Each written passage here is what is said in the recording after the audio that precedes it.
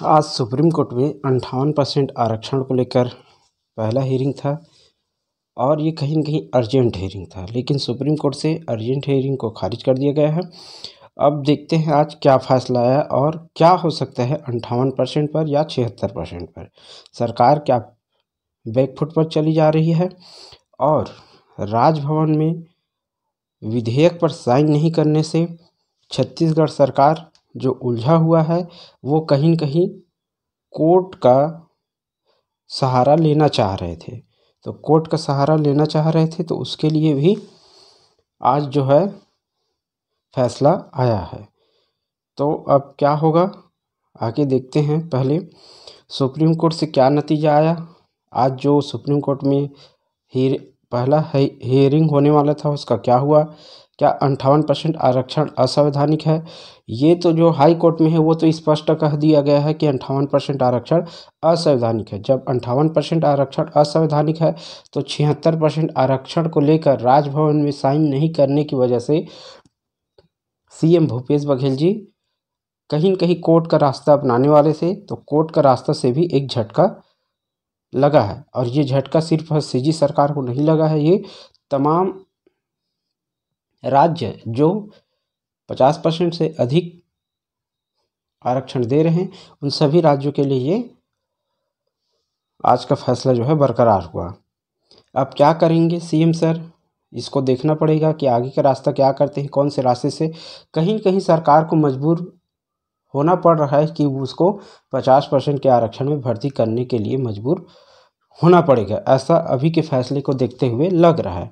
अब आगे क्या हो सकता है क्या नहीं हो सकता उसको कुछ कह नहीं सकते। क्या है सभी माजरा को जाने, पूरी बात को ध्यान से समझे। देखिए छत्तीसगढ़ से निर्णय आया कि 58% आरक्षण असंवैधानिक है, ठीक है। उसके बाद सीएम सर के या विभागों से यह जानकारी प्राप्त हुआ कि छत्तीसगढ़ में 0% आरक्षण है। फिर ये 0% आरक्षण बहुत दिनों तक चला। फिर उसके बाद क्या हुआ, हाई कोर्ट से फिर भर्ती निकली उसमें 50% आरक्षण के बेस पर निकाला गया और कह दिया गया कि भाई 50% आरक्षण छत्तीसगढ़ में लागू है। तो 50% आरक्षण छत्तीसगढ़ में लागू है तो सरकार को भी यह मानना पड़ा कि छत्तीसगढ़ में अभी वर्तमान में 50% आरक्षण लागू है। लेकिन विधेयक पारित हो गया है और इसमें कहीं न कहीं बहुत राजनीति भी है और ये आगे को देखकर इस फैसला को लिया गया है, आगे के वोट बैंक को देखकर इस फैसला को लिया गया है। तो इसलिए इससे क्या है, जो सरकार है वो पीछे हटना नहीं चाह रहे हैं, क्योंकि पीछे हटेंगे तो कहीं न कहीं नुकसान दिखाई दे रहा है। इस वजह से वो अड़े हुए हैं और अड़े हैं तो कहीं न कहीं जो हाई कोर्ट से फैसला आ रहा है उस फैसला को नज़रअंदाज कर रहे हैं। तो उस फैसले को नज़रअंदाज कर रहे हैं, साथ साथ उस फैसले को बदलने के लिए सुप्रीम कोर्ट जाने का तैयारी कर रहे थे क्या गए भी हैं सुप्रीम कोर्ट। लेकिन सुप्रीम कोर्ट में आज पहला हियरिंग होना था तो वो तत्कालिक हियरिंग होना था, उसको आज नहीं हुआ, अर्जेंट हियरिंग में उसको नहीं लिया गया।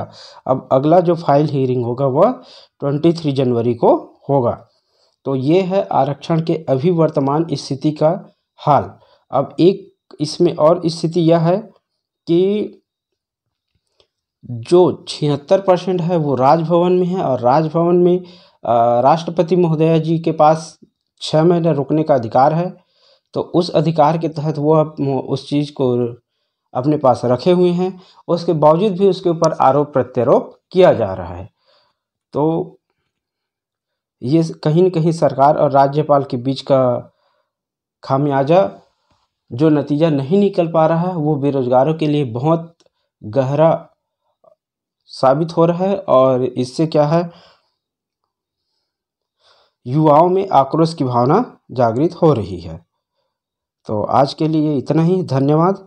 और कोई भी अपडेट आता है तो इसमें हम ज़रूर बताएंगे, लेकिन अभी पूरा मामला साफ़ हो गया है कि 58% हो, 76% हो, 60% हो, 64% हो, चाहे 80% हो, 82% हो, सभी भी आरक्षण जो 50% से ऊपर है वो हाई कोर्ट और सुप्रीम कोर्ट दोनों के आधार पर अभी वर्तमान में असंवैधानिक है। उसको मान्य नहीं किया गया है। लेकिन सरकार अपनी जीत पर अड़ी हुई है, इसलिए सरकार उस हाई कोर्ट या सुप्रीम कोर्ट के फैसले का हाई कोर्ट के फैसले को नज़रअंदाज कर रही है। नहीं मान रही है ऐसा बात नहीं है, नज़रअंदाज कर रहे हैं। तो इस बात को ध्यान से समझिए और पूरा वीडियो देखिए, तभी आपको समझ में आएगा। एक बार में समझ नहीं आ रहा तो दोबारा भी देख सकते हैं। थैंक यू, धन्यवाद, बहुत बहुत धन्यवाद। हाँ, और इस चैनल को सब्सक्राइब नहीं किए हो तो प्लीज़ सब्सक्राइब कर लो, लाइक भी किया करो, जो कोई दिक्कत है उसको कमेंट भी किया करो, और कोई जानकारी प्राप्त करना है तो कमेंट के माध्यम से आप ज़रूर बताएं। इस वीडियो को देखने के लिए धन्यवाद।